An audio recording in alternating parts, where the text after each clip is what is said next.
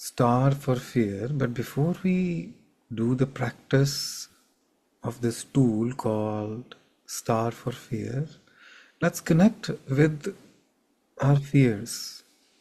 Fear is a very common emotion, and we're constantly told, don't be afraid. And if you are a person of faith, people throw this at your face. Why fear when God is here? So you feel so stupid. You feel so bad that, oh, I believe in God, but I still have fear. Why should I have fear when I know God is there? Or when I should know that God is there? Why don't I feel that God is there?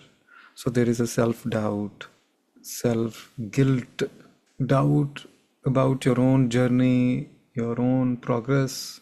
Because people, or the so-called voices, whether the voices are inside your head or the voices of other people that we play over and over again. And there are also voices we have given a portion of our inner house on rent to other people, on rent to the voices of other people, on rent to the voices of other people that are imagined by us. It's like we're running a show for them, even though they have not asked us to run a show for them.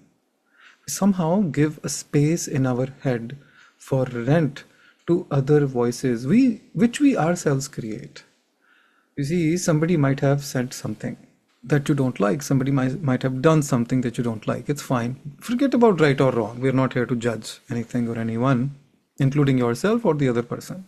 But somehow we play that person's role. We give dialogue to that person's voice in our head, far beyond the time of the actual event.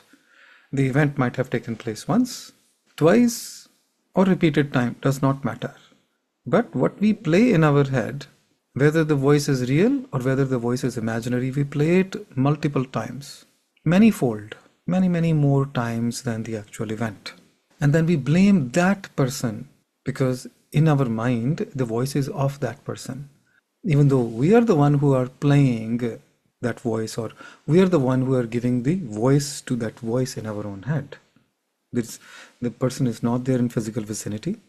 The person is a lot of times they are imaginary dialogues that sometimes somebody might have said something, we repeat it, that's one thing. Okay, that's trauma. We're traumatized. But here we're talking about imaginary fear, which is real foolishness, to be very honest. And we give blind faith to it. We start making believe that that voice is the voice of that person, when that voice is not the voice of that person, that is my own voice. And we don't want to believe that is our own voice because our mind, or the part of our mind that is ego, has created it. And ego doesn't want to be proven wrong. So we justify that voice. We justify the trauma. We justify that person said it. We justify that that person is wrong, that person is bad. And we concoct stories in our head, fearful stories in our mind. Fearful stories with negative outcome for ourselves. It is completely unnecessary. It is a sort of madness, really speaking. Imagine if we tell somebody that someone is speaking like that, they will say there is nobody speaking like that. And suppose if you start interacting with that voice out loud instead of quietly in your mind, somebody will say you're crazy, you're talking to some imaginary people. The only difference about so-called bona fide crazy people and us, all of us, by the way, don't isolate yourself as someone unique, it's a human condition, is that so-called crazy people are actually physically creating sound, giving that voice. Whereas in here, we are giving that voice in our mind. Dialogues are still taking place. To our subconscious mind, it is the same thing. Whether we are doing it without moving our throat and tongue or with. So there's a lot of fear mongering going inside of us. We create those fears, we create those doubts. And then we feel guilty sometimes. Why? What am I doing? What am I doing? Yeah, we feel guilty. We feel bad. We feel nasty about ourselves. We have negative thoughts, feelings about ourselves. And then we're afraid to voice those negative thoughts and feelings. We're afraid to tell anyone you're feeling guilty. You're even afraid to admit that you're feeling guilty. It's a vicious cycle. So I feel primarily becoming unafraid to recognize those voices inside is the first step. Because if you don't have self-awareness of those voices, no amount of so-called spiritual activity will fix anything, will make any progress, because you're not having self-acceptance. Becoming self-aware of what goes inside and accepting what is going inside fearlessly is the first and essential step for making any progress based on our spiritual efforts or efforts in the direction of spirituality. In your mind, you can do this activity for any fear, and you can choose to do this activity for any fear. But right now, I'm going to focus for facilitating is what am I afraid of admitting to myself? That, whatever, I don't want to give voice to that, because you are the one who have to look within and become aware of your feelings. And instead of judging those feelings, you accept that, yeah, I feel that way, however it is.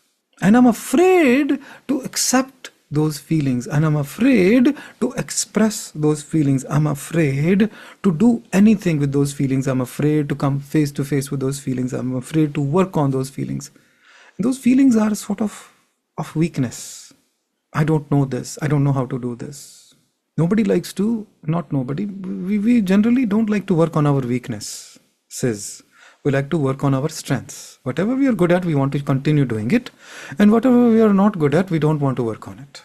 Very common human condition. Here, because we are afraid to come face to face with our weakness, whatever that weakness or feeling that makes you weak or a weak feeling is, it could be emotional, could be mental. That's our first step. So here we're talking about becoming aware of your negative feelings inside you. And that negative feeling is of weakness, emotional weakness, mental weakness, physical weakness, spiritual weakness, whatever weakness it is, does not matter. And becoming aware of your fear of acknowledging and accepting those feelings inside of you. Sometimes those feelings have a name, sometimes those feelings don't have a name. Sometimes you know where they come from, sometimes you don't even know, but you know how you feel right now. That you know. That feeling is not good feeling, whatever that is. Sometimes it is a crying feeling, sad feeling, disgusting feeling. And you're afraid to admit that feeling. So it's a two-step process. The fear of admitting the feeling, that is what we are trying to get rid of. Because the moment we get rid of that fear, then we can come face to face with our real problems. The solutions are abundant. Worldwide, solutions are abundant to problems. The problem is that we are not admitting the problem because we are afraid to admit the problem. Hence, the solution is not there. Or no matter how hard you try with this spiritual practice, that spiritual practice, this, go to this place, go to that place, it has borne no fruit because that is not the balm for this problem. You're taking medicine for something that is not your disease. Don't be afraid of admitting your disease, your weakness. Once you know, then you can apply a spiritual practice to deal with that weakness, and then one can become strong in that area. Let's hand over the rest of the session to the collective high C. Eyes open or closed. Imagine a multi-point star, as in the image, hanging from a pulley. It's almost like a rope that you can pull down. A pulley is something that is used in water wells. And a bucket is hanging from a rope on a pulley. And you can pull the rope up and down to bring the bucket up and down the well. So imagine this multi-point star made up of golden light hanging from a pulley slightly above your head. Reach up to the star above your head and bring that multi-point star in front of your solar plexus or your gut or your tummy area, which is also called the sympathetic nervous system. We store our fear or other emotions in our gut. That is why feelings are a mental activity, because it is attached to the nervous system. Feelings are not attached to your heart. But yes, feelings are not in your brain, they are in your gut, which is an extension of your brain in terms of nervous system. That multi-point star made up of golden light has a black hole inside where even nothing can escape it, not even light. So as you have already become aware of the feelings inside you that you're afraid to admit, connect with that fear of not accepting your feelings, your negative feelings, your weaknesses, fear of admitting your weaknesses on this path. We're talking about the spiritual path, whether it is Phyllis Crystal method, meditation, self-awareness, whatever it is. Spiritual path. Afraid to admit my weakness on the spiritual path. Afraid to admit my lack of faith on the spiritual path. Whatever the fear is, we're only dealing with the fear associated with something on this path. And that something is a weakness. We're running away from our weakness by going this place, that place, thinking by doing this and that, I will become strong, but that is not what it is. So take some of that feeling, become aware of it, the sensation in the body, because the fear will appear inside the body, whether it is like a frog in your throat, or a tingling sensation on your body, dryness of mouth, tension on your forehead, cold shower, prickly, hot or cold, sweatiness. There are so many ways, churning of the stomach, there are so many ways the fear appears. When you're ready, you take some of that fear and blow it into the black hole with the outgoing breath. And as you breathe in the light from the ends of the star.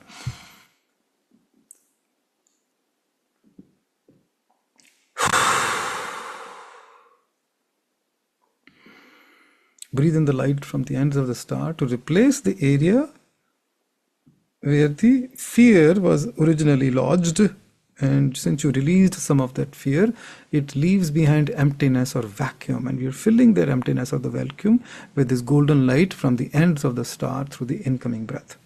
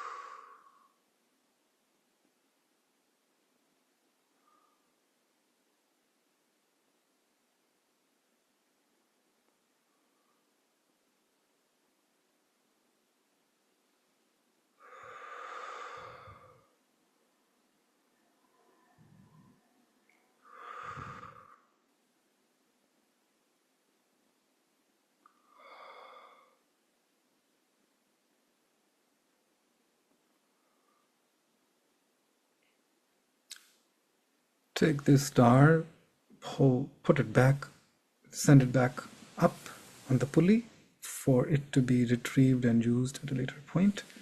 Thank the High Sea for these tools, for the opportunity to release some of this fear, and ask for a reminder from the High Sea to work on this fear again until you are free of fear from admitting your weaknesses on the spiritual path. Being honest with yourself, accepting your weaknesses so that they can be overcome, because there are endless amount of tools to deal with any life situations on the planet Earth. Problem is not in the solutions, the problem is lack of acceptance or understanding of the problem. The problems are also not problems, they are common situations. We just feel guilty, our ego comes in the way of admitting that I have a problem. And in that process, we create unknown, innumerable problems ahead of us. We create obstacles. The original problem was not as big a problem as the problems we create in our life as a result of not admitting our problem and creating new problems for which we seek solutions. And solving those problems is not going to remove the original problem, which was a very tiny, common, normal problem on the path of spiritual progress, which is some sort of a weakness that once when accepted, then you can find a solution to become strong, you move on.